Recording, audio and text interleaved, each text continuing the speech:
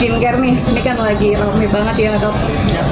Di media sosial lagi banyak banget yang ingin tahu update-nya Dokter Oki, terus nih yang suka apa namanya update di TikTok-nya, di media sosialnya gitu. Dari 3 dokter yang ganteng ini gimana nih nanti caranya untuk mengedukasi agar para reseller akhirnya membuka mata untuk lebih berhati-hati, mungkin lebih stop untuk yang menggunakan skincare atau brand yang tidak sesuai dengan prosedurnya. Apa yang jawab? Wah, aku sudah bertahun-tahun edukasi itu ya. Kalau bisa aku berantas sendirian, pasti udah selesai ya. Tapi nggak bisa ya. Nggak bisa. Kenapa nggak bisa? Aku bilang. Karena demand-nya besar.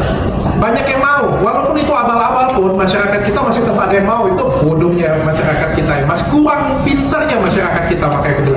Yang kedua, regulasi kita masih belum baik ya. Pemantauannya masih belum baik. Jadi, kita ini kan cuma dokter.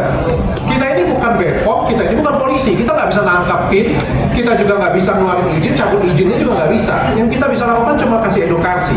Yang selama ini aku lakukan cuma kasih edukasi. Jadi ya sekarang corongnya jadi lebih besar, kita pengen kasih tahu masyarakat, kalian jangan pakai. Kalau kalian pakai, efeknya akan seperti ini. Harapan kita demand-nya turun. Dengan kita juga bersuara, yang kita harapkan juga pemerintah bisa di sini kita ngomong Bepom juga jadi lebih aware sehingga bisa memberikan hukuman dan lain sebagainya. Dan kita juga berharap ya polisi juga bisa turun tangan. Ya karena kalau kita nggak bisa datang ke reseller suruh dia jangan jualan, ya demand-nya besar. Tutup sebelah sini, buka sebelah sana, sama aja. Jadi ya kita melakukan porsi kita aja, edukasi dan juga sebagai mungkin salah satu key opinion leader ya kita bisa kasih edukasi bukan cuma ke masyarakat, juga bisa kasih informasi juga ke instansi pemerintah gitu. Ya, setuju banget dengan Dr. Richard. Memang kita sesuai dengan kapabilitas kita.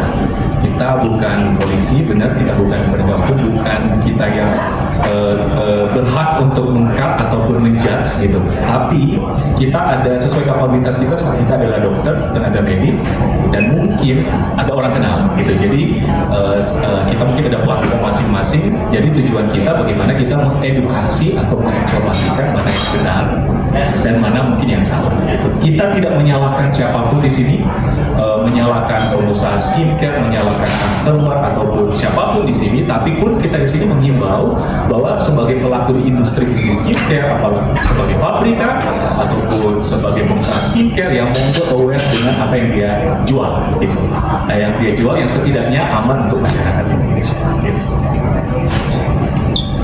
Dari saya sudah lelah 2 tahun ini menjadi safety mode saja, hanya menjadi penonton saja, lelah juga.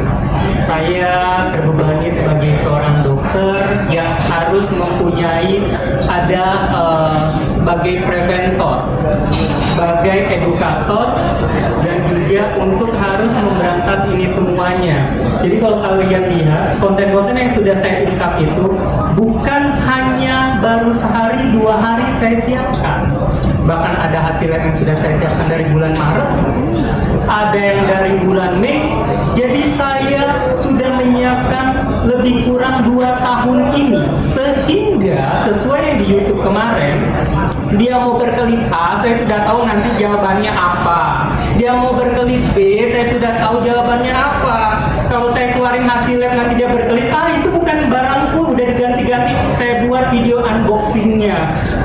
Dianya nanti itu bukan barang saya, hasil labnya. Saya disuruh orang labnya datang ke rumah saya. Saya rekam CCTV rumah saya, jadi tidak ada hasil dimanipulasi. Saking saya tahu mafianya akan berbicara seperti apa. Karena saya tahu juga, karena saya dulu itu pernah kenal dekat sama dia. Dan dia pikir karena saya kenal dekat dengan dia, saya akan selalu diam. Dan karena kenal dekat juga sama beliau, dia pikir dia ini akan selalu diam. Padahal dia diam karena menghargai saya. Karena saya dulu bilang, nggak bisa. Karena sekarang saya mau membongkar, akhirnya terbongkarlah ini semua. Kalau ini terbongkar, mafia skincare nomor 1 ini setidaknya mungkin 80% dunia skincare akan menjadi baik lagi. Ya. Dok, melihat dari postingan dokter Oki sendiri kan mungkin bisa dikatakan cukup kontroversial ya. Maksudnya membongkar gitu ya, Dok. Ya. Sebelumnya itu mungkin sudah melakukan tabayun dengan oknum diduga Ibu Aki sendiri atau mungkin sudah melakukan komunikasi belum sih, Dok, terkait hal ini gitu. Terima Sudah kasih. dong, pastinya. Saya itu selama ini, selama 2 tahun ini, saya nggak menyebut nama di sini bagi yang merasa saja, tapi dia selalu memframing saya ke orang lain untuk menjelek-jelekan saya, supaya orang lain itu tidak percaya apa yang saya omongin, walaupun saya tidak pernah ngomongin dia sekalipun. Saya berani duduk, yuk si ibu duduk bareng sama kami bertiga nih, coba jelasin versi ibu, klarifikasi dong. Sebagai masyarakat Indonesia berhak punya hak suara untuk menjawab, benar? Datang ke podcast Dr. Richard, kami bertiga tunggu. Itu saja, karena kami sudah menunggu jawab. Sebagai masyarakat Indonesia Kalau punya hak nggak suara. jawab, berarti benar ya? Benar dong. Kalau nggak jawab nih, udah dibilang Dr. Richard, kalau dia nggak berani jawab berarti benar dong. Kalau benar, kalau merasa benar, datang ke podcast Dr. Richard, kami bertiga tunggu. Berarti selama ini belum ada jawaban dari mereka ya dok ya? Tidak ada. Karena dia mau jawab A, saya sudah siap jawabannya B. Dia mau jawab C, saya sudah siap jawaban D. Baik, itu aja. Ditunggu ibu yang tercinta. Dok, ini ada pertanyaan buat Dokter Oki. Iya, Dok. Bebas ini kan saya udah nyimak ya. Nah, maaf ya, permasalahan ini pure memang dokter ingin mengedukasi atau mungkin ingin menyerang personal, kan ada yang seperti Iya. itu ya. Ada 2 lagi. Nah, terkait hal ini apakah dokter akan bersikap tegas pada semua oknum yang diduga mafia skincare? Dan yang terakhir ini kan dalam podcast itu kan Dokter Oki menyebutkan kalau yang itu tuh Ya. ibu itu kan katanya punya orang dalam Ya. dan bisa merubah regulasi BPOM. Apa ada bukti? Saya tidak bilang mengubah regulasi BPOM. Saya bilang diduga mengubah regulasi. Ya, menyebut instansi BPOM sebagai badan yang bisa dirubah regulasi dengan 1 orang. Apakah itu bisa dipertanggungjawabkan? Oke. Untuk pertama pertanyaannya tadi, apakah mau menyerang personal atau mau mengedukasi? Kalau menyerang personal, harusnya yang saya bahas tentang kepribadiannya, saya bahas tentang apanya. Saya ngomongin di sini tentang apa yang dia lakukan, tidak hanya brand dia, tapi ke owner-owner yang lain yang menjadi korban juga, termasuk saya di sini. Dan juga harusnya ini pemerintah harus sudah mulai bertindak. Ini yang ditanyakan oleh Dr. Richard, Dr. Ekras juga, BPOM kemana nih? Kayak gitu, kok tidak ada tindakan? Kalaupun ada tindakan harusnya sudah mulai sounding dong, supaya tingkat kepercayaan masyarakat semakin kembali lagi. Jangan sampai topengnya itu jadinya kayak ngerasain BPOM ini punya topeng seperti itu. Jadi harus mereka kalau mau mengembalikan citra lagi BPOM-nya, tunjukkan apa. Kalau seandainya memang dia salah, katakan salah. Kalau dia benar, katakan benar, nggak ada masalah. Oh, rupanya si ibu benar, nggak ada masalah. Kayak gitu. BPOM-nya harus buat klarifikasi juga apa yang sudah mereka lakukan. Berikutnya lagi, untuk tentang regulasi, kalian bisa tonton di YouTube itu, saya tidak bilang mengubah regulasi BPOM, saya bilang diduga mengubah regulasi. Regulasi di situ besar pandangannya, besar artinya, walaupun saya tahu sekali apa yang dia ubah. Itu biarlah nanti di levelnya memang penyidik ataupun yang lain-lain yang akan membahas seperti itu. Tapi ingat, siapapun yang mau melaporkan ibu itu, saya siap menjadi saksi. Terima kasih. Dok, izin kepada Dokter Oki. Ya. Mungkin kan kemarin di media sosial juga ramai nih, ada salah satu postingan yang dimana ada krim dari Dokter Oki sendiri Ya. yang diduplikat gitu ya dok. Ya. Nah, mungkin dirimu melihatnya seperti apa sih dok? Sudah terjawab kan, berarti nauzubillah min dzalik. Bapak periman. Itu yang membedakan kalau yang dijawab. Tapi pada dasarnya gini, tujuan kita juga untuk kolaborasi ini untuk general, ya, bukan juga menyerang salah satu pihak, kedua pihak atau ketiga pihak. Memang ada latar belakang dari pengalaman Dr. Oki dan melalui podcast Dr. Oki dan Dr. Richard kemarin. Tapi ini juga di samping untuk memang mungkin karena pengalaman itu dan akhirnya terkuak mungkin ada sebagian besar mungkin ada latar belakang, ada diduga seperti itu. Tapi ini pun kita kolaborasi ini untuk general juga menginformasikan untuk masyarakat di luar sana ataupun pelaku bisnis baik dari pabrik ataupun owner skincare bahwa mana yang benar dan yang salah. Gitu sih. Gitu. Dilanjutkan masih punya pertanyaan barangkali ada? Dok, terkait tadi dokter juga statement ingin membongkar mafia skincare ini. Mafia skincare itu hanya satu orang atau memang ada banyak sih? Terus yang kedua, dokter di postingan juga sempat woro-woro terkait dengan ingin membongkar si mafia tersebut. Nah, dokter berarti kan udah punya bukti kan, Dok? Nantinya semisalkan itu mungkin siap juga nggak sih, Dok, produk-produknya dokter ini bakal dibuktikan juga bersih gitu, tidak seperti itu gitu. Terus selanjutnya untuk mafia-mafia ini nantinya dokter bakal ngambil langkah hukum atau seperti apa sih tindakan apa untuk? Oke, nanti bisa ditambahin juga sama dokter Eka sama dokter Charlie. Yang pastinya, yang saya bongkar tidak hanya satu orang saja. Kalian sudah bisa melihat banyak sekali skincare yang sudah saya berikan clue-cluenya. Bahkan masih ada puluhan lagi yang belum saya ungkap. Dan tadi saya sudah tunjukkan ke dokter Charlie sampai dokter Charlie bilang, mandiri ya kau belinya sendiri. Iya, saya nggak tahu, supaya saya bisa tahu ini memang saya yang beli, saya yang nge-lab kayak gitu. Jadi saya bisa pertanggungjawabkan apa yang saya cek kayak gitu. Jadi kalau pertanyaan tadi tidak hanya satu orang, semua, supaya tadi visinya mengembalikan kolamnya skincare ini menjadi biru lagi. Karena kalau seandainya semuanya menjadi sesuai aturannya, jadi enak nih kita di dunia skincare ini, masyarakat pun juga nggak dibohong-bohongin.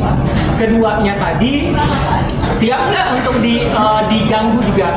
Kalau kita di posisi benar, tidak ada rasa takut. Itu saja. Karena itulah saya harus menyiapkan semua ini. Saya merasa, oh saya regulasi sudah saya benarin. Dengan waktu itu Dr. Richard kan membuat konten-konten tentang saya. Saya menganggap Dr. Richard sebagai auditor eksternalnya saya. Saya tidak pernah, kalian lihat semua konten-konten saya ataupun saya tidak pernah mau menyerang beliau. Tidak pernah juga menyuruh misalnya mitra-mitra saya menyerang beliau. Karena saya anggap dia melakukan itu sebagai teguran ke saya untuk memperbaiki. Setelah semuanya saya rasa saya sudah tidak ada celah untuk diserang ataupun apa, oke, saya berani itu. Dan berikutnya lagi, siap nggak dokter kalau seandainya dilaporkan? Ingat, saya juga di jalan kebenaran, saya punya uang untuk membayar lawyer juga, saya juga punya Tuhan yang akan selalu melindungi saya. Pertanyaan terakhirnya tadi, Apa tuh? mau kita laporin nggak? Ingat, apapun yang akan saya lakukan itu tergantung komando pokok saya. Itu aja. Tapi kita tadi sudah ngobrol tadi pagi, kita berniat untuk melaporkan beliau nanti. Ya. Udah dikasih ya clue-nya ya. Dokter Ikhlas di antara kan dokter Ikhlas yang belum diserang lah, bisa dibilang belum diserang. Terus sepengetahuan dokter Rocky, dan kan dokter Rocky tahu berarti sudah mengkritik seorang ibu ya, berarti yang perempuan ya, iya dong mempunyai proses skincare yang membuat keruh skincare.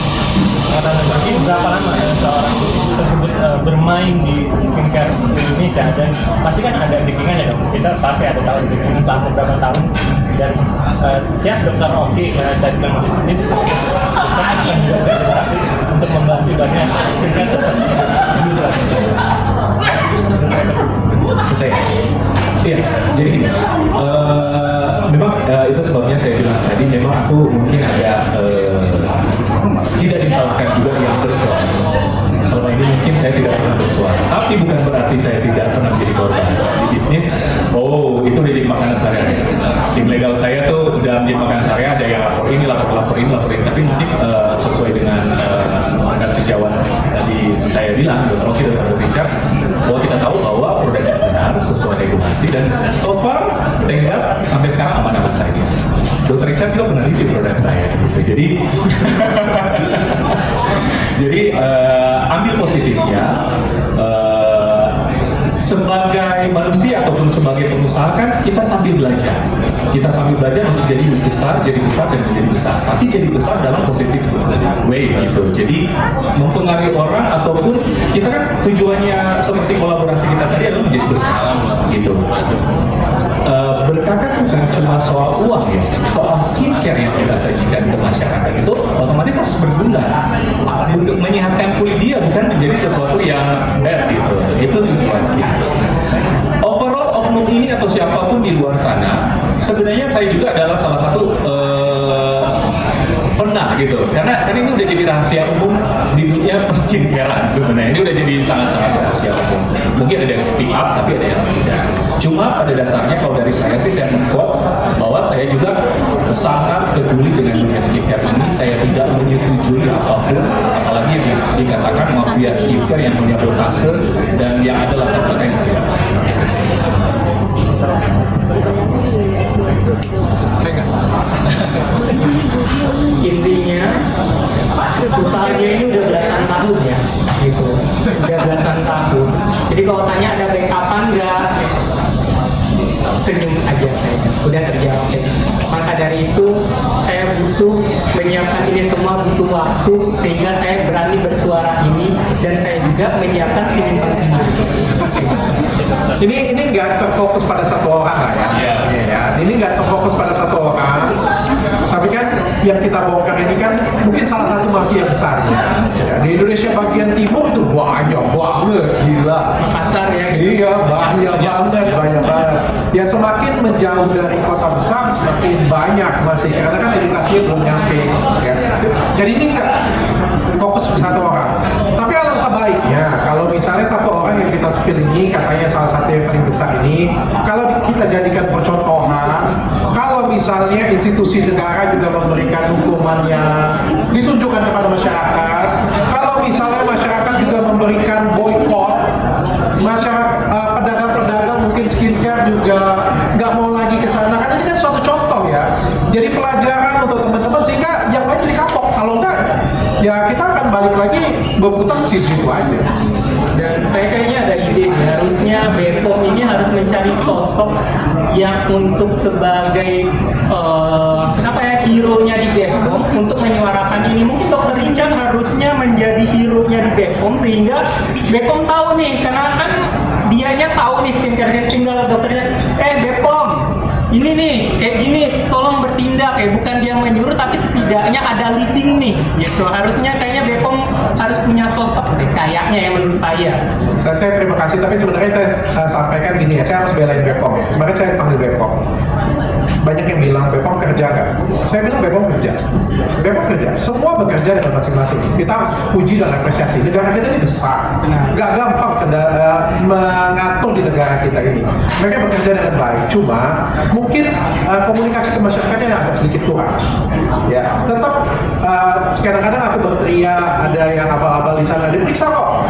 Cuma kan tidak disampaikan ke masyarakat komunikasinya. Akan lebih baik. Aku juga kasih saran kemarin ke BPOM. Ini tahun 2024 di mana semua sudah pakai komunikasi ke masyarakat. Masa BPOM belum bisa berkomunikasi dengan baik ke masyarakat gitu kan? Kalau dengan komunikasi baik ke masyarakat disampaikan ending dari kita podcast mafia seperti ini ada endingnya dari BPOM, kan ini suatu hal yang luar biasa sehingga yang lain juga jadi kapok. Yang lain juga kalau mau jualan skincare apa-apa juga jadi takut gitu. Dok, mau nanya dok, ini kan lagi ramai soal apa? Kita banyak banget orang awam yang tidak tahu soal etiket biru ya. Mungkin boleh dijelaskan ke dok, karena kan ada di salah satu postingan beliau mengatakan bahwa etiket biru itu sebenarnya aman tapi sesuai dengan aturan. Ini seperti apa dok? Boleh dijelaskan dok? Etiket biru itu sebenarnya diperbolehkan ya. Etiket biru itu sebenarnya sangat bagus, jangan ditakutin. Kalian jangan takut dengan etiket biru. Nanti kalau dokter merasakan etiket biru semua kabur semua ya.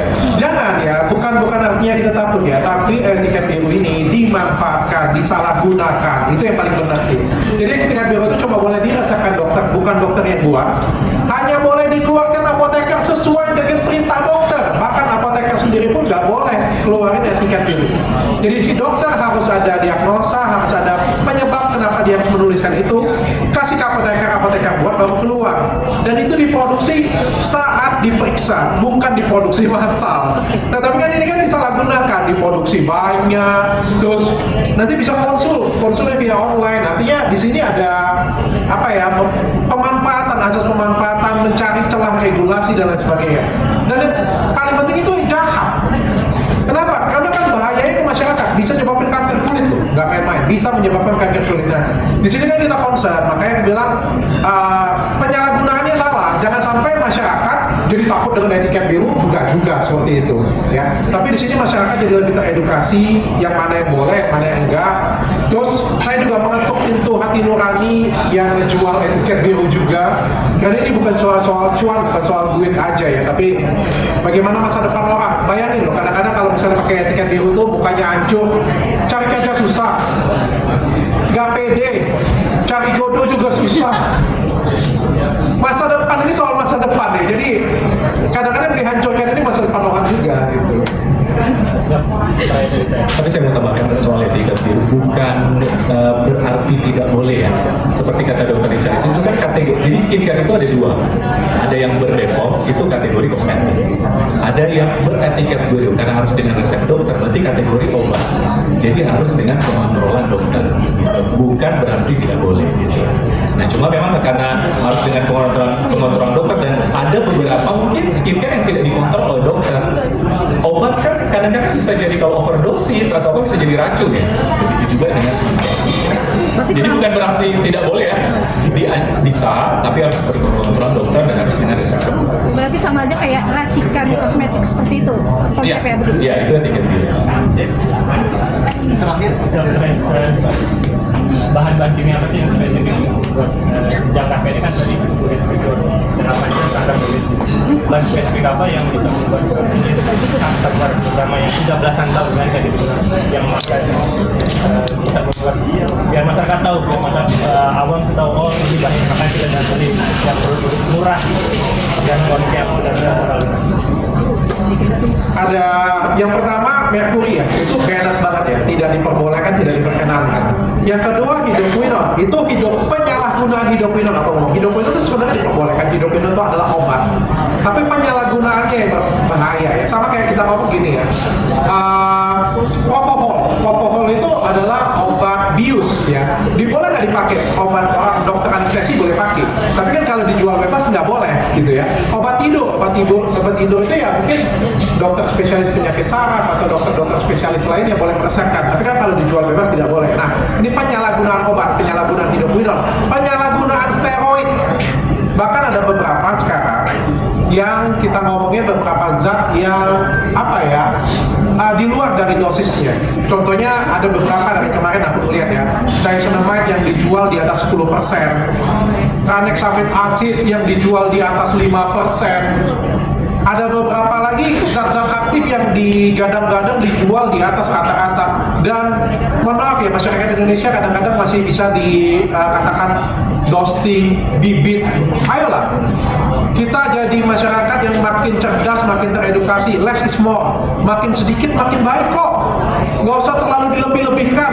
Justru kalau dilebih-lebihkan akhirnya jadi overdosis dan akhirnya bukan dapat hasilnya, malah hancur wajahnya, hancur kulitnya, kasihan. Nah kita mau edukasi di sini sama-sama, yang mana yang baik, yang mana yang benar. Kita kasih edukasi sama-sama, dan yang paling penting juga kita mau kasih contoh nih. Kita mau kasih contoh, dan juga kita bertiga di sini pengen kasih ikatan kita bertiga, kolaborasi kita bertiga. Itu yang paling penting. Dokter, sedikit terakhir penegasan aja untuk tadi kan dokter juga mau bilang mau membongkar mafia ini, berarti barbuknya udah lengkap atau hanya dugaan aja sih dok? Sedikit penegasan. Kalau barang bukti nggak lengkap, nggak mungkin saya berbicara dong.